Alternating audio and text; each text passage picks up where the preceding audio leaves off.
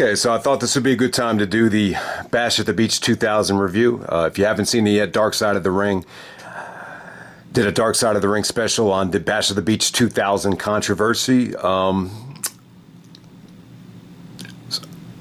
enjoyed it, man. I thought this was something different. You know, a lot of these Dark Side of the Rings, they're very, you know, I mean, obviously they're very dark. They're very depressing. They focus a lot on drugs and addictions and murders and suicides. I thought that this was just like a lot of fun compared to a lot of the other Dark Side of the Rings where you're just focusing on a pay-per-view. And in some ways it is, WCW's version of Montreal. I think the common denominator between Survivor Series 97 and Bash at the Beach 2000 is the creative control. You know, Bret had creative control. And in this situation, Hogan had, creative control. And it really does make you think about, Vince's, the creative control. I think it's an underrated part of Montreal, and it's and I'm sorry to rehash Montreal, but I think the creative control was really. I think when you look at Survivor Series 97, I think that would be the reason why there is so much dishonesty with Bret. I think that would explain it. The whole headache of going to court and losing money over the creative control. Because let's face it, like what you learn about in this Dark Side of the Ring is just how much money Hogan made, off of this incident. He basically made up his salary for the last part of 2000 without even, wrestling. And a lot of it had to do with that too. Like you learn, I think one of the more underrated things about, what you would learn with this incident right here is that Hogan, he wasn't going to get paid unless he had a clear-cut direction and that they were going to use him on television. And that's why he kind of forced his hand with the creative control, is he wanted to win the title, and he thought, winning the title would, make him appear on television so he could get paid. He was only going to get paid if he showed up to work. So I think that's important to realize right there. But yeah, let's get right down to it. This happened on July 9th, 2000, Daytona Beach. Hogan is no stranger to Daytona Beach. This is the same arena where the NWO was formed back in '96. The attendance, 6,572. I was listening to some of the podcasts that Conrad did. He said that only about 4,000 paid. So yeah, 6,000 and some change. This isn't exactly the glory days of WCW. So I think everybody out there that's been a WWE loyalist, if you've been watching, any sort of Monday Night War documentary or any of the Monday Night War specials that aired on the network, you've seen this Vince Russo promo. When they were talking about WCW going out of business, they show clips of Russo getting on the mic and saying, "I have a wife, I have a kid. I have a wife, 3 kids, and I really don't need this shit." So, the Vince Russo promo is very famous. It's very accessible.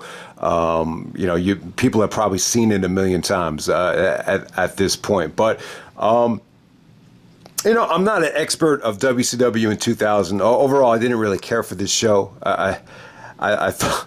what really stood out about the show is how hot the women were and just how crappy a lot of the wrestling and a lot of the finishes were. So, it's pretty much what I expected. I wouldn't say it was the worst show I've ever seen, but, it did kind of, ring a bell that this was Vince Russo without a filter. At the time, it kind of sounded like Bischoff, accepted the role to come back, but, it feels to me like his heart wasn't really in it. So, just a little trip down memory lane, just to get some facts straight. So Russo even talked about in the Dark Side of the Ring how he was not happy that SmackDown was about to start, and he wanted a raise, and Vince didn't want to give him a raise, and Vince said to him, you make enough money, you can hire a nanny. So that pissed Russo off, and right then and there he decided that he was out. So he comes to WCW, and at the same time too, they didn't talk about it, but Russo was very determined to prove that he was the one that deserves credit for the Attitude Era and the change in the ratings. He thought Vince McMahon was getting too much credit. I've heard Russo say that time and time again. So they bring in Russo to WCW in October of 1999. I think by the time you get to April, it finally clicked, and they realized, all right, we need to have Vince Russo with the filter. So they brought back Eric Bischoff. They got rid of Bischoff, I believe, in September of 1999, September 10th, 99. But they brought him back in April. And, Bischoff was, him and Russo are not on the same page. I wouldn't say it's as bad as the Cornette relationship, but it's pretty damn close. I think this is almost the same level. Not so much on the dark side of the ring, but if you listen to the 83 Weeks with Bischoff, you learn about how much he despises Russo and thinks he's a fraud. And, he would even admit that, at first when you meet Russo, like, he's a likable guy, he's very charming, but once you get to know him, he's not that likable.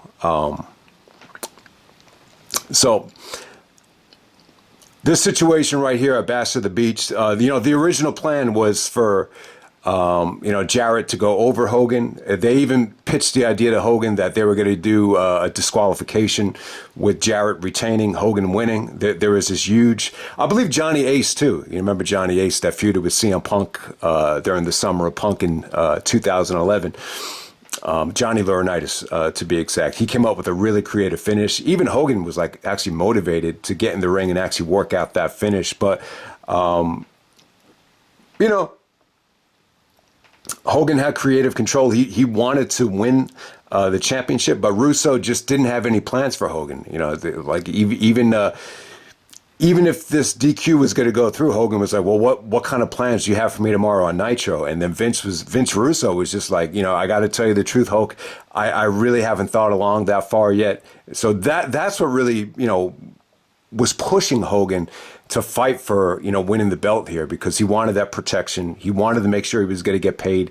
His ultimate goal was to, make more money than he did the previous years. And it's kind of mind blowing. Hogan was making more money than Bret at this time. I think in 1998 he made, $3.5 million. I think in '99 he made well over $4 million. So he was definitely getting paid, quite well in WCW. It was almost like, the exact amount of what an NBA All-Star, would make around that time.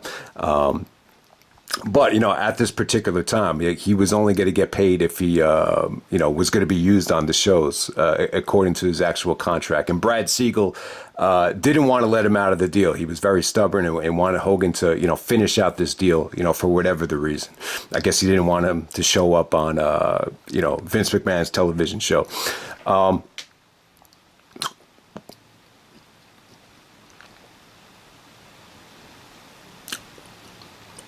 So in terms of what Jarrett knew, I think for the most part, Jarrett, he was kind of in and out. When Bischoff, Hogan, and Russo had the discussion about the actual finish, Jarrett actually did a run-in and cost Booker T, his match against Kanyon. And Jarrett was kind of out of the loop. He was just kind of told just to go out there and just lie down for Hogan. And Hogan was... It sounds to me like Hogan, thought the match was going to go through, the way they discussed it. But,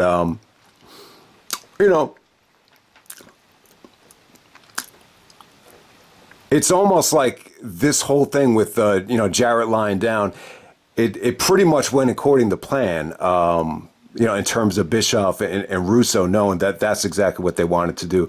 I don't know. You get two different sides from Hogan. There are interviews that Hogan did with Bubba where he actually mentioned that he thought that Jarrett was going to go through with the actual match, but that was not the case. There was two different scripts. One of the scripts was for Hogan to just look very, very strong, to do, powerbomb Jarrett through tables and, almost end up looking really, really, really strong, like he was dominant, but it would still be a disqualification. But Hogan nixed that idea and wanted to leave, this WCW pay-per-view with the championship. Bischoff's plan was to bring Hogan back at Halloween Havoc. So the initial plan was just to kind of work everybody and to do this Jarrett finish with Jarrett lying down. Eventually at Halloween Havoc, they wanted Hogan, to come out after the tournament. They were going to have a new tournament and they were going to crown a new champion. And then Hogan would come out and just said, not so fast. I'm the real world's champion. That was going to happen at Halloween Havoc, 3 months later. So I don't know. That does not sound like a great idea to me. I think that sounded, repetitive. So Jarrett, Jarrett did not like the idea of Hogan playing the creative control card, so he just kind of if you see the look that Jarrett had on his face, it looked like it was all business. He looked frustrated. He looks really, really pissed, when Jarrett comes out there. So as soon as Hogan comes out, Russo comes out with the belt. He actually throws the belt at Hogan, and then Jarrett lies down. Then Hogan just steps over, Jarrett, and Hogan becomes the new world champion.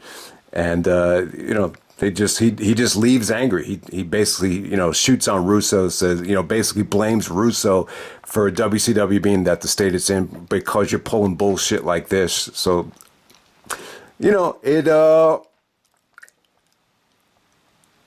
I just think at the time it felt like it was one of those incidents that just gets people talking, that exposes the business. I could see, if anything, it felt like they were more motivated to work the dirt sheets than they were to work the fans. Like that's just how it came off to me.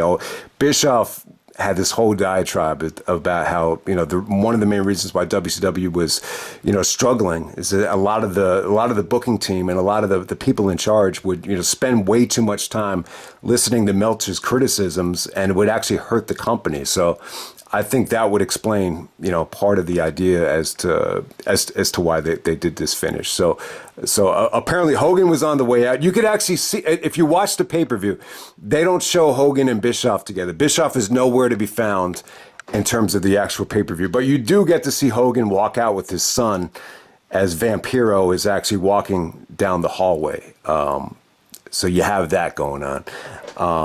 I think it's after. I think it's after one of the next matches. Man, was there a match after this? All right, okay. It wasn't really a match. It was a segment with Vampiro and Sting. After that segment, Russo comes out with the Barry Bonds jersey and, basically just apologizes to the fans and says that piece of shit Hogan wants to play his creative control card. He never wanted to come back to WCW, but the only reason he came back was for guys like Booker T and Jeff Jarrett, guys that actually gave a shit. Basically just buries Hogan.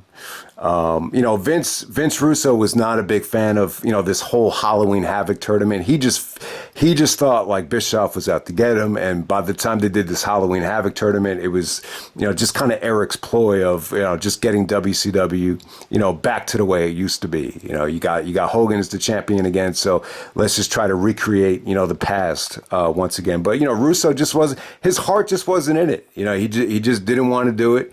He just wanted his own guys, to triumph in this situation. But when I watch this Russo promo back, I think it's good. I think it's from the heart. It's very emotional. Russo is a New Yorker from that's Italian.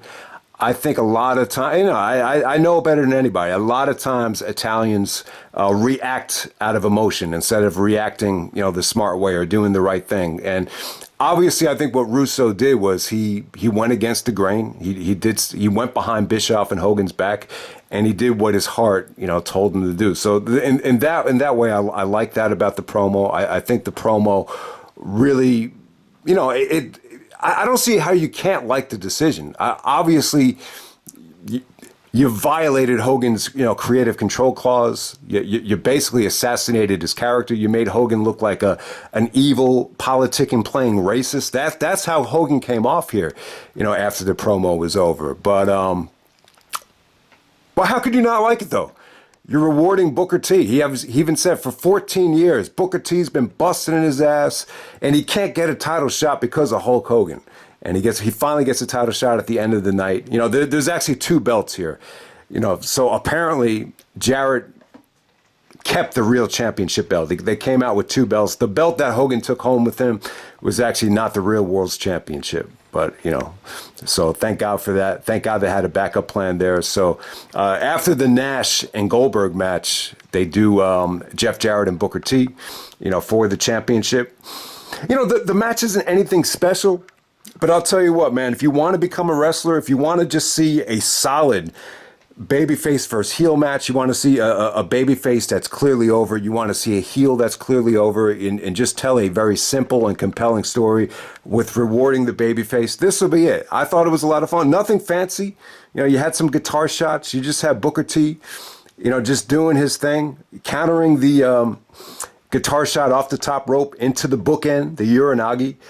To win the championship for the first time. I love the Booker T promo too. He even got on the mic and just said, this is the weirdest night of my life, but when opportunity comes knocking, he said, you got to take it. Now, can you dig that? So I like that about it. I think it really is, something special here. And it's, I think the whole fact that Hogan came out as exposed as a racist, I think it makes this, whole situation age, very, very well. I mean, what Russo did, was wrong, to go behind, everyone's back here and to, obviously I think this hurt the company that there was a lawsuit involved and there was defamation of character. There was a breach of contract. And ultimately it sounds like Hogan ended up with about, 7 figures. I want to say, there's not an exact amount. Bischoff even said it was well over 7 figures. Back in 2018, he wasn't going to touch it. But Dark Side of the Ring, he said that Hogan ended up with,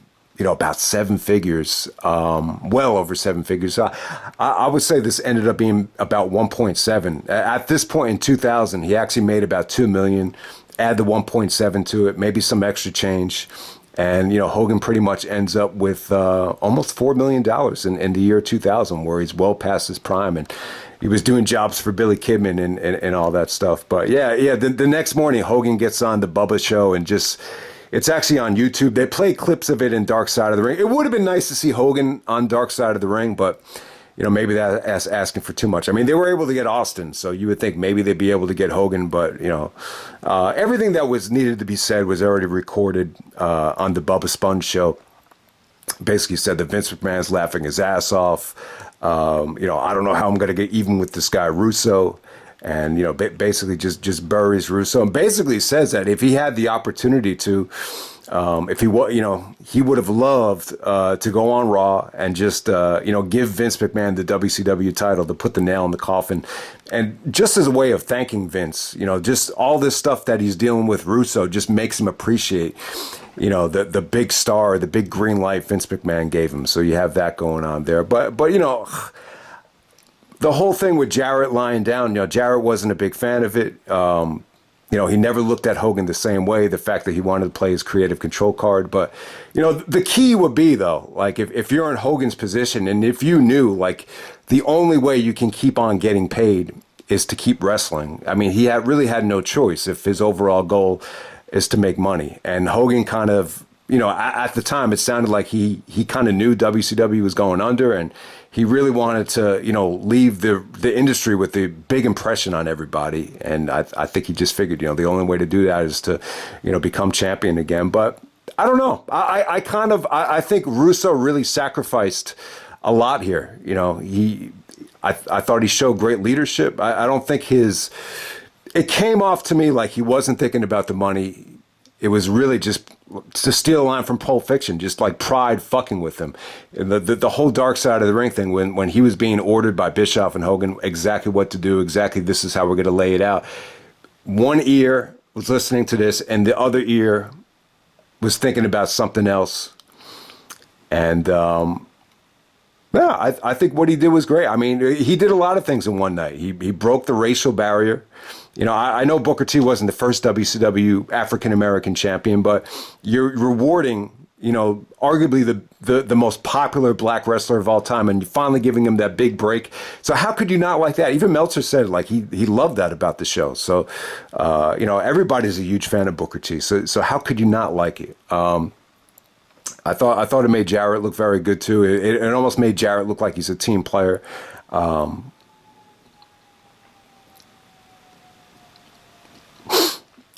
The Halloween Havoc stuff with Hogan coming out as champion again, that just seems so outdated. I don't know. You almost wonder, like, why did Bischoff even come back? And to be honest, based on what I'm hearing now, his heart just wasn't in it. But he would argue that, Hogan still had a ton of value in 2000. And to Hogan's credit, he was right. They rebranded him back as Hollywood Hogan as a babyface, and he was still, pretty over. But, there really wasn't a lot of star power on this show, though. So, I don't know. In my opinion, I just feel like. I feel like WCW as a whole was just in a tough spot because, when you're going to compare Booker T and Jeff Jarrett to, the fully loaded 2000 double main event, yeah, it's a little bit bland. But do you really want to go back in time and, give Hogan the belt again after another tournament at Halloween Havoc? I don't know, man. I just see that as being just repetitive. And, the whole thing with bringing Russo back and using Bischoff as the filter, I don't think it sounds to me like Bischoff just really didn't care. Yeah, I don't think his heart was really in it, and obviously I think this led to this was the end. This was the end of everybody in WCW. I don't think you saw Hogan again. I think Russo lasted maybe a couple more months, and obviously Bischoff, this was it for him as well. So this is weird, man. It's a weird situation. But overall, I think I'm pretty much on Russo's side.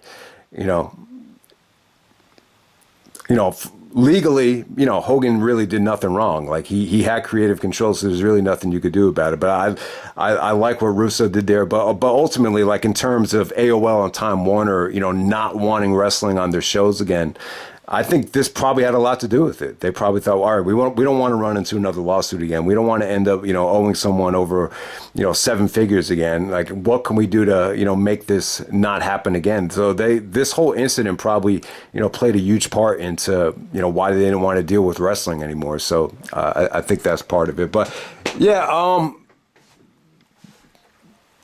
man, I'm not a WCW 2000 guy. I would definitely say, for the most part, this is definitely a forgettable show. But if you're a Booker T fan, just like Great American Bash '98, if you love Booker T had the 2 best matches on this show, and when you really think about it,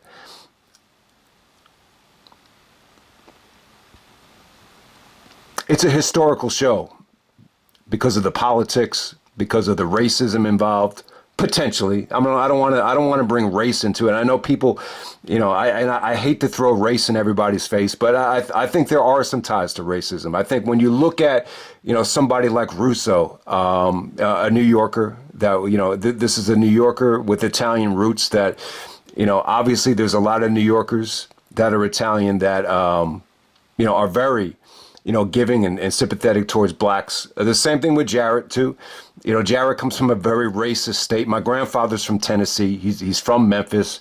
Jarrett's father ran his promotion in Memphis. My grandfather's, I believe his father was actually supposed to take over a slave plantation, and he didn't want to do it. His heart wasn't in it. He wanted to, get into the railroad industry instead. And my grandfather as well, he spoke up. He actually marched with Dr. Martin Luther King and spoke up for civil rights against blacks. So it's in a lot of ways, it's a merging of Russo and Jarrett coming together to reward an African-American wrestler for his hard work. So I'm trying to, give it a historical tie. And that's what I love about it. And it's really kind of defying, the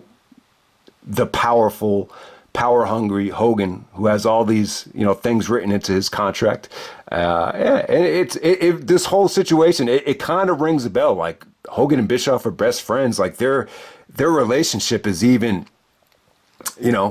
is probably superior. Bischoff is probably a bigger Hogan ass kisser than Vince McMahon.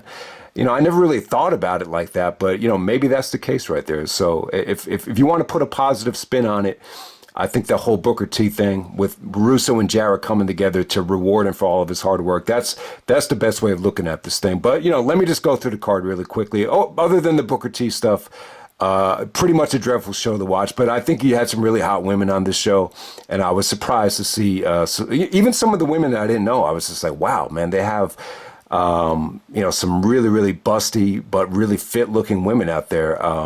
Especially in this opening match as well. I don't know who that blonde was with the big tits, but that's what really stood out about the show as a whole.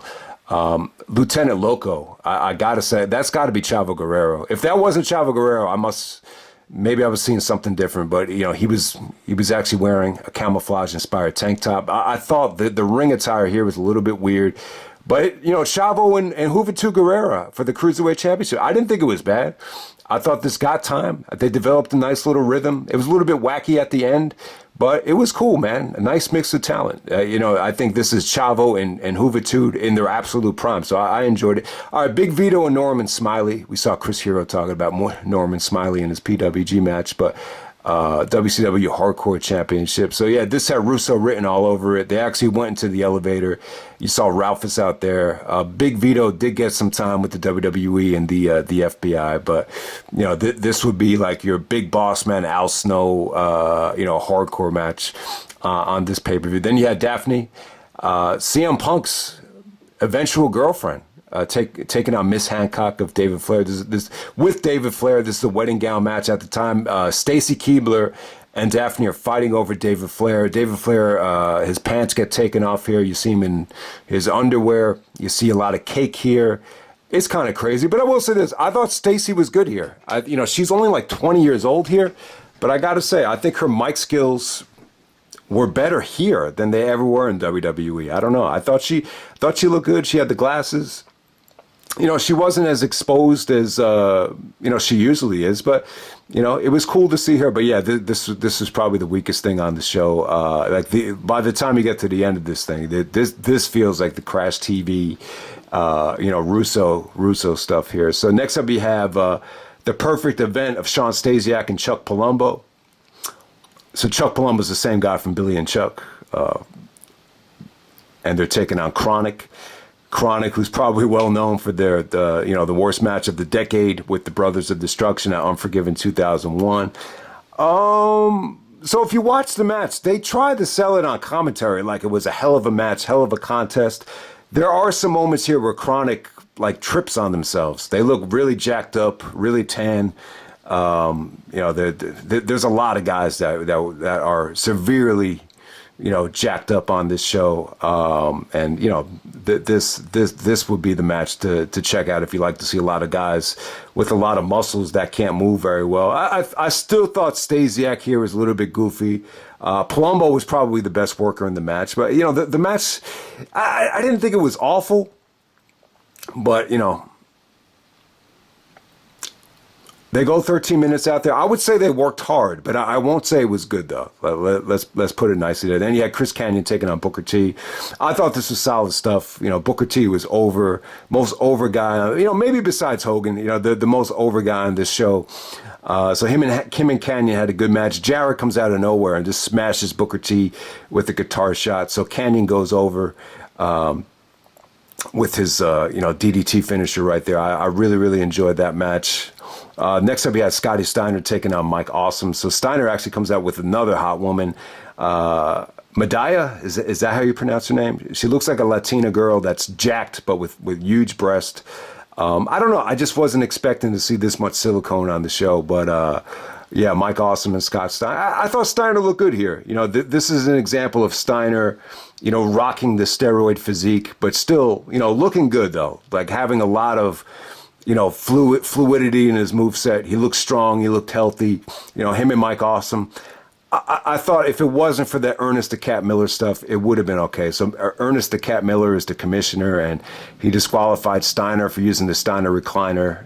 So Mike Awesome actually, I believe he actually wins the WCW United States Championship. But the aftermath was pretty cool with Steiner. Belly to bellying the cat. That was pretty cool. And then you have Vampiro, however you pronounce his name, taking on the Demon in a graveyard match. Horrible lighting. This is a disaster. This is a graveyard match in the dark. If you want to see a graveyard very well lit, look no further than watching Beetlejuice with Michael Keaton. That's how you do it there. But this was a graveyard in the dark. Yeah, it was pretty bad, man. It was pretty bad. I don't even want to talk about it. I'm just going to give this an NA. Next up, we have Shane Douglas taking on Buff the Stuff Bagwell. Buff Bagwell, probably the most jacked up guy in the show. I wouldn't say it was good. You get to see Tori Wilson out there. I got to say, Tori's tits look bigger than ever here. Maybe she just got them done. I'm not sure, but lots of swerves here. It looked like she was going to help out Buff, and then she gave him the low blow, and then Shane Douglas wins. I guess the mindset here is that Shane has always been successful with women, like a Francine in ECW. So let's put Shane and Tori Wilson together. I thought I didn't think Shane Douglas looked awful here. I can't say after watching this match that Buff Bagwell is any higher on my radar than he already was. He had such a negative reputation after what happened in the Invasion. I mean, that's the reason why they pulled the plug, right? It was the Buff Bagwell Booker T match, and Buff Bagwell took a lot of the blame there. It wasn't Booker T. And next up, you had Jarrett taking on Hogan. So Hogan gets the WCW championship after Jarrett lies down for him. It's funny, man. So Hogan really seemed motivated to have that match, which was going to be really overbooked, and it was going to end with Hogan actually walking out with the championship, but Russo just wasn't feeling it, so Jarrett actually lies down after Hogan plays his creative control card, and it is what it is right there. But yeah, the Jarrett entrance is really, I would say this, definitely check it out. It took Jarrett a couple minutes to come out. There was like 3 minutes of just the camera just looking at random shots of the crowd because Jarrett took so long to come out. When Jarrett did come out, I've never seen him look that frustrated before. He looked severely frustrated. He even said, I was a huge Hulkamania fan, so there was nobody more disappointed than me that this is what we were going to have to do. All right, so Goldberg and Nash, so you got a rematch of Starrcade 98. So if this is for Scott Hall's WCW contract. So if Goldberg wins, Scott Hall would be terminated. So Goldberg gets his revenge on Nash. This is Goldberg as a heel. I gotta say, not that bad. I don't think Goldberg is a likable guy. So I really thought some of these promos that Goldberg cut were pretty damn good. So he gets his revenge on Nash. The match only goes about 5 minutes. Steiner actually helps Goldberg win. So yeah, I don't think you got to see Scott Hall after this. I seriously doubt you did. I don't remember anything from Scott Hall in late 2000 or early 2001. But yeah, Goldberg gets his revenge on Nash. Entertaining, but I can't say that it was a great match in terms of star ratings. And then, like I said, guys, I think Jeff Jarrett and Booker T, they gave you about 14 minutes of just solid action. I thought the crowd was hot. And it's just a simplistic but effective, heel versus babyface match. And, Booker T comes out on top. After 14 years of busting his ass, he becomes the new WCW champion. And great decision there. I tell you, Booker T is one of the main reasons I got back into wrestling.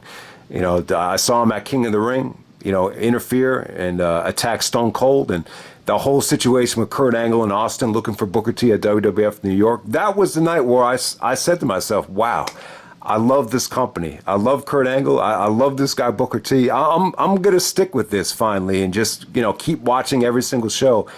And the rest is history. So I got to give Booker T credit. I got to give this moment credit. This was a tough review to do. This isn't my WCW 2000 is not my cup of tea. There are some people out there that, even though they don't really think this is a great product, I know a lot of people, like Mickey Babylon, for instance.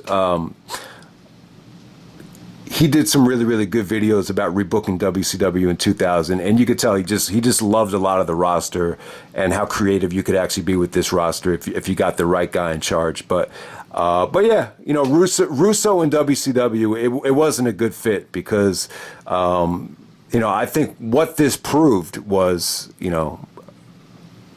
You need to surround Russo with the right filter, which is not Bischoff. It's definitely Vince, and you need to surround them with the right talent, which is guys like Mick Foley, Austin, Rock, Triple H. The list goes on. We could go on and on, but yeah, that's Bash at the Beach 2000. Check out the Dark Side of the Ring, and I'm out. All right.